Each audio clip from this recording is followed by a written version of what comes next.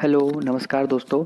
आज के इस वीडियो में हम भूगोल कक्षा 8 जो हमारी किताब है संसाधन विकास उसका अध्याय 2 शुरू करेंगे। इस वीडियो में हालांकि ये जो पहला पार्ट होगा, इस पहले पार्ट में हम भूमि के बारे में विस्तार से चर्चा करेंगे। जो भी हमारी किताब में दे रखा है भूमि के बारे में, उसके बारे में हम नोट्स के साथ में चर्चा करेंगे।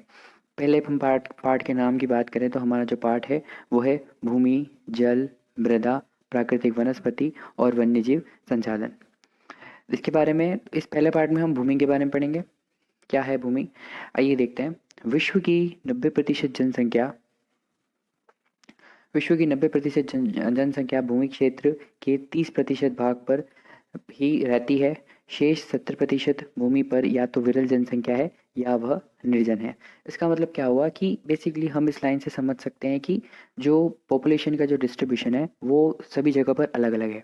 विश्व की 90% जनसंख्या 90% of the population of the world, इस पूरी दुनिया में जितने भी लोग हैं उसका 90% जो है वो 30% भाग पर रहते हैं। कहने का मतलब हमारी जो पृथ्वी है, पृथ्वी के जो ऊपरी भाग है, ये हमारी पृथ्वी है। तो पृथ्वी का ये है भूमध्य रेखा, और जो ऊपरी भाग है, इस ऊपरी भाग में 90% लोग निवास करते हैं। 30% भाग ही है जो कि, और बचा जो 70% भूमि है, इस 70% भूमि पर बाकी के लोग या बहुत ही कम लोग, 90% जो जनसंख्या है वो 30% भाग पर निवास करती है, और जो 70% बाकी की जो भूमि है वो खाली रहती है। अलग अलग रीजन्स हो सकते हैं, और पहला जो सबसे प्रमुख रीजन होता है उसका जो जलवायु होता है। ठीक है, तो आगे देखते हैं। विश्व में जनसंख्या के भिन्न भिन्न वितरण को हम माम्बा और पीटर की कहानी से समझ सकते हैं।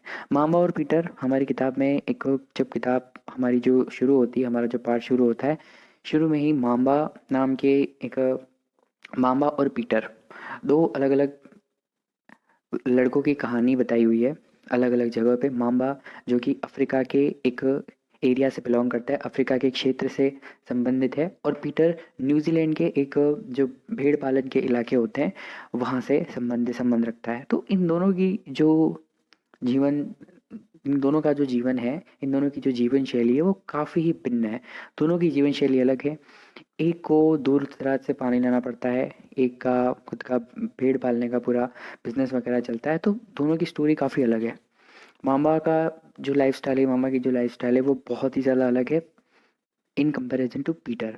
तो ये क्या बताता है? ये हमें बताता है कि किस तरह से सारे जो एरियाज़ है, विश्व में जितने भी क्षेत्र हैं, सब जगह पर एक जगह एक जैसी जीवन शैली नहीं पाई जाती है, क्योंकि वहाँ सब जगह पर एक जैसी जलवायु नहीं है। ठीक है, मामा जो कि अफ्रीका का निवासी है तथा पीटर न्यूजीलैंड का निवासी है, दोनों की जीवन शैली में हमें बहुत अंतर देखने को मिलता है। ठीक है, ये जीवन शैली का अंतर क्या है? जीवन शैली में अंतर जैसे कि एक को पानी के लिए कोई ज़्यादा मेहनत नहीं करनी पड़ती, बजाय और उसी उसी जगह जो मामा है उसको पानी लेने के लिए उसके परिवार को बहुत दूर दूर तक जाना पड़ता है।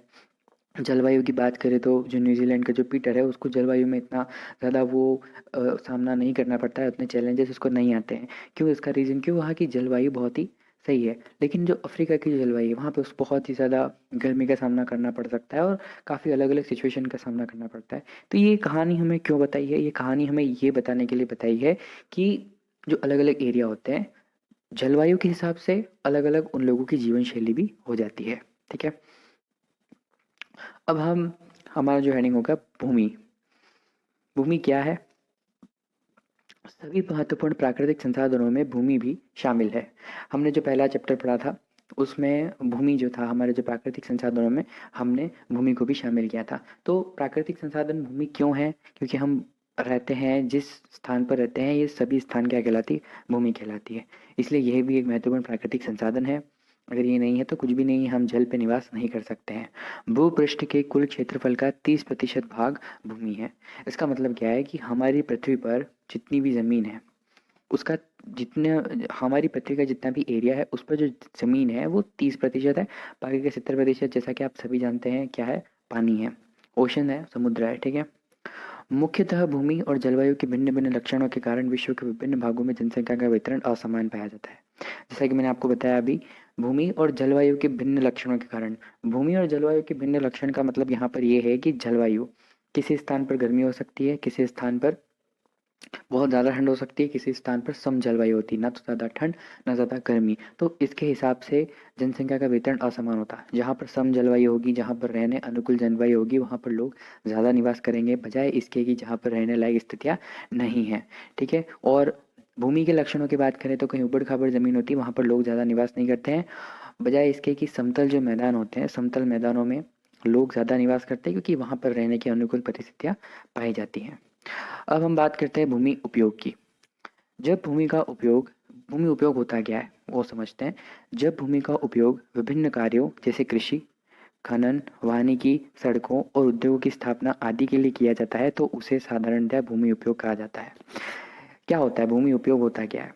सीधा जैसा कि हम नाम से स्पष्ट है, भूमि का उपयोग किन किन कामों के लिए, अलग अलग कामों के लिए, जैसे कि कृषि, जब हम खेती करते हैं, खनन खनन वगैरह जो खुदाई वगैरह होती है, बड़े बड़े खनिजों को निकाला जाता है, वानिकी, अलग अलग तरह के वृक्षारोपण या उद्यान वगैरह, सड़कों सड़कों का निर्माण होता है, और बहुत सी चीज़ें होती हैं।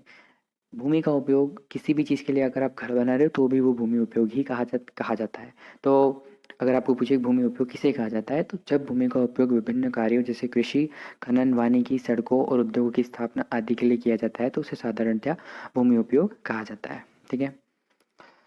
भूमि का उपयोग प्राकृतिक कारकों द्वारा निर्धारित किया जाता है, जैसे स्थलाकृति, मृदा, जलवायु, खनिज और जल की उपलब्धता।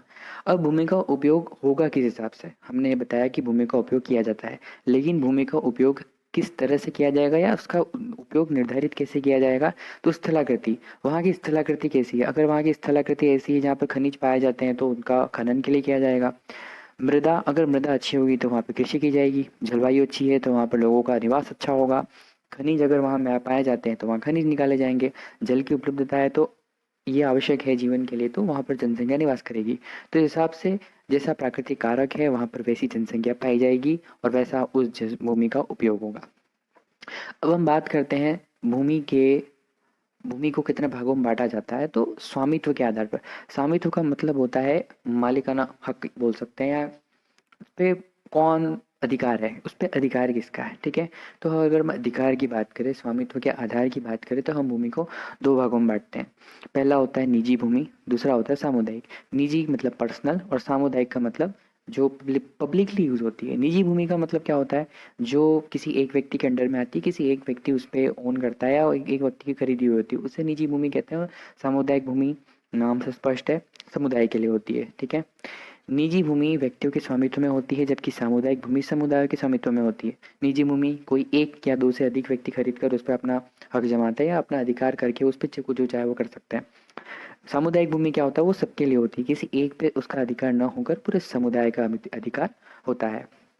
जो भूमि समुदाय के स्वामित्व में होती है, उनका उपयोग किन किन कामों के लिए होता है? चारा, फलों इत्यादि से संबंधित सामुदायिक कार्यों के लिए किया जाता है। जैसे कि वहाँ पे चारागाह बना दिया, पूरे गांव के लोग उसका यूज़ कर रहे हैं, या फलों को उगाने के लिए पूरे गांव के लोग उस फलों का उपयोग कर रहे हैं, और बहुत सारी चीज़ें होती हैं। एक गांव एरिया में इसका ज़्यादा उपयोग किया जाता है, तो उसे सामुदायिक भूमि कहते हैं। ठीक है। इस कारण इन सामुदायिक भूमि को साझा संपत्ति संसाधन कहते हैं। साझा संपत्ति संसाधन का अर्थ होता है कि सभी लोग उसका साझा रूप से उपयोग कर रहे हैं। ठीक है। साझेदारी में उसका जब उपयोग होता है तो वो साझा संपत्ति हो गई, वो तो साझा संपत्ति संसाधन कहा जाता है। साझा संपत्ति संसाधन किसे कहते हैं? कि जब भूमि समुदायों के स्वामित्व में होती है, उनका उपयोग चारा, फलों इत्यादि से संबंधित सामुदायिक कार्यों के लिए किया जाता है। इस कारण इन सामुदायिक भूमि को साझा संपत्ति संसाधन भी कहते हैं। ठीक है। इस प्रकार से भूमि दो प्रकार की होती है, निजी भूमि और सामुदायिक भूमि।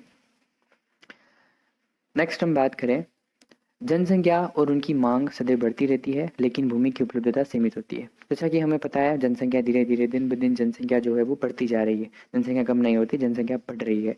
लेकिन जो भूमि है, जो 30% है, वो 30% ही रहती है। हो सकता है आने वाले समय में कम हो, लेकिन उसके बढ़ने की कोई भी संभावना फिलहाल में नहीं है। तो इस हिसाब से हम कह सकते हैं जनसंख्या तो बढ़ती है, लेकिन जो भूमि होती है उसकी उपलब्धता वो सीमित होती है। ठीक है। वर्तमान में कृषि और निर्माण संबंधी गतिविधियों के प्रसार के कारण निम्नीकरण, भूमि का निम्नीकरण का मतलब होता है कि मृदा अपरदन जो हो रहा है, उससे भूमि का जो रेशियो है, वो भूमि का जो अनुपात है वो कम हो रहा है। भूस्खलन जैसी समस्या आ रही है, पेड़ वगैरह कटते हैं तो भूस्खलन हो जाता है। मृदा अपरदन हो रहा है, मरुस्थलीकरण। ठीक है। पेड़ पौधे नहीं है तो मरुस्थलीकरण हो रहा है, पर्यावरण के लिए जो प्रमुख खतरा बन रहे हैं। ठीक है। ये जैसा कि आप इस चित्र में देख सकते हैं, भूमि का उपयोग बताया गया है। ये पहला स्टेज है। इस पहले स्टेज में क्या है? गाँव है, यहाँ पे कुछ लोग खेती कर रहे हैं और ये पशुचारण वगैरह हो रहा है, ठीक है।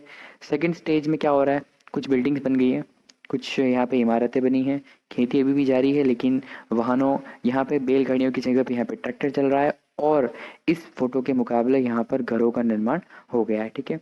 तीसरा स्टेज है, यहाँ पर खेती वगैरह भी हमको कम दिख रही है, कार वगैरह ज़्यादा दिख रही है, इमारतों का जमावड़ा ज़्यादा हो गया है, इमारतों का निर्माण ज़्यादा हो गया है अब, ठीक है। फोर्थ स्टेज में देखो, यहाँ पे फुल्ली डेवलप्ड हो गया है, बहुत सारी इमारतें बन चुकी हैं, पेड़ वगैरह बहुत ही कम दिख रहे हैं। तो ये ऐसे भूमि का उपयोग जैसे जैसे बढ़ता है वैसे वैसे उनका विकास भी हो जाता है, वो उत्तरोत्तर वृद्धि करते हैं। इसमें आप एक फ़र्क देख सकते हैं कि जो प्राकृतिक चीज़ें हैं वो हमें कम देखने को मिलती है जैसे जैसे विकास होता है, ठीक है। इसी कारण बोला है कि भूमि के लिए, पर्यावरण के लिए काफ़ी खतरा हो गया है जैसे जैसे विकास का स्तर बढ़ता है, ठीक है। भूमि संसाधन का संरक्षण, ये हमारा जो आखिरी पॉइंट है, भूमि संसाधन का संरक्षण। भूमि संसाधन का संरक्षण का अर्थ है कि भूमि का भी ह्रास हो रहा है धीरे धीरे, हमने जैसे कि पढ़ा, जैसे जैसे विकास हो रहा है भूमि का भी ह्रास हो रहा है। कैसे होता है, बढ़ती जनसंख्या तथा इसकी बढ़ती मांगों के कारण वन भूमि और कृषि योग्य भूमि का बड़े पैमाने पर विनाश के कारण प्राकृतिक संसाधन के विनाश होने का डर पैदा हो गया। बढ़ती जनसंख्या जनसंख्या बढ़ रही है लेकिन हमारे संसाधन नहीं बढ़ रहे हैं। तो जनसंख्या तो बढ़ रही है लेकिन संसाधन नहीं बढ़ रहे हैं, इस वजह से संसाधनों पे भार बढ़ रहा है।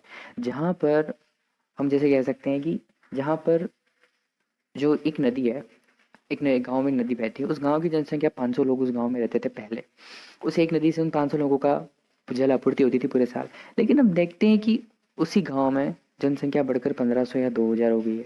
अब उसी नदी से हमें 2000 लोगों का पानी, तो 2000 लोगों की जलापूर्ति करनी है। इस प्रकार से क्या होगा कि धीरे धीरे जनसंख्या तो बढ़ेगी लेकिन हमारे पास जो संसाधन है वो उतने ही रहेंगे, ठीक है। मांगे भी बढ़ती है, जनसंख्या बढ़ती है, तो वन भूमि कम हो रही है। वन भूमि क्यों कम हो रही है, लोगों को आवास चाहिए, लोगों को रहने के लिए चाहिए, तो वो वनों को काट कर भूमि का निर्माण कर रहे हैं, वो जगह बना रहे हैं वनों को काट कर। और कृषि योग्य भूमि भी क्यों कम हो रही है, लोग खेती की जगह अब घर बनाकर रहने लग गए हैं। लोगों ने खेती के जो अपने स्थान है, खेती की जो भूमि है, उनको बेच कर बड़े बड़े फैक्ट्रियाँ लगा दी हैं, ठीक है। तो इस तरह से भूमि का विनाश हो रहा है। फैक्ट्री लग रही है तो ऑफकोर्स वहाँ पर केमिकल्स, रसायन वगैरह होंगे और उन रसायनों से भूमि की जो गुणवत्ता है वो कम हो जाएगी। प्राकृतिक संसाधन के विनाश होने का डर पैदा हो गया। इस कारण जो प्राकृतिक संसाधन है वो धीरे धीरे कम हो रहे हैं, नेचुरल रिसोर्सेज कम हो रहे हैं, या उनका ज़्यादा यूज़ हो रहा है या उनका मिस यूज़ हो रहा है, ठीक है। अब इस विनाश को कम करने के कारण क्या है, वन रोपण। ज़्यादा से ज़्यादा आप पेड़ लगाएं। भूमि उद्धार का मतलब आप भूमि संरक्षण में कोई अपना कदम बढ़ाइए, ठीक है। रासायनिक कीटनाशकों, ये बहुत ही प्रमुख कारण है जो खेती होती है। खेती में लोग क्या करते हैं, किसान आजकल जो रासायनिक कीटनाशक मिलते हैं उनका उपयोग करते हैं। जो वो कीटनाशक क्या होता है, पानी के साथ में ज़मीन की मिट्टी में मिलते हैं, और मिट्टी में मिलने के कारण धीरे धीरे वो जो केमिकल्स होते हैं, वो जो रसायन होते हैं, भूमि की गुणवत्ता को कम करते हैं। उर्वरक और कीटनाशक दोनों ही एक श्रेणी में आते हैं। उनका विनियमित उपयोग का मतलब उनका इरेगुलर यूज़, कोई इसका फिक्स लिमिट नहीं है, वो यूज़ किए जा रहे हैं। अभी के लिए तो उनको उत्पादन मिल जाएगा लेकिन बाद के लिए वो बहुत ही भयावह परिणाम हमको देखने के लिए मिलते हैं, ठीक है। अतिचारण पर रोक आदि भूमि संरक्षण के लिए प्रमुख कुछ सामान्य तरीके हैं। इन सामान्य तरीकों से हम भूमि संसाधन क्या है एक तरह से संरक्षण कर पाएंगे, एक हद तक हम रोक पाएंगे इसे, ठीक है। ये देख सकते हैं यहाँ पर, आपको पेड़ लगाने हैं, वृक्षारोपण करना है, और बहुत से अलग अलग सारे तरीके हैं जिससे हम भूमि संरक्षण को रोक सकते हैं। तो इस वीडियो में इतना ही, हमने भूमि के बारे में पढ़ा। अगले वीडियो में हम इसके आगे आगे का जो हम इसके आगे नेक्स्ट वीडियो में पढ़ेंगे। अभी फ़िलहाल के लिए थैंक यू।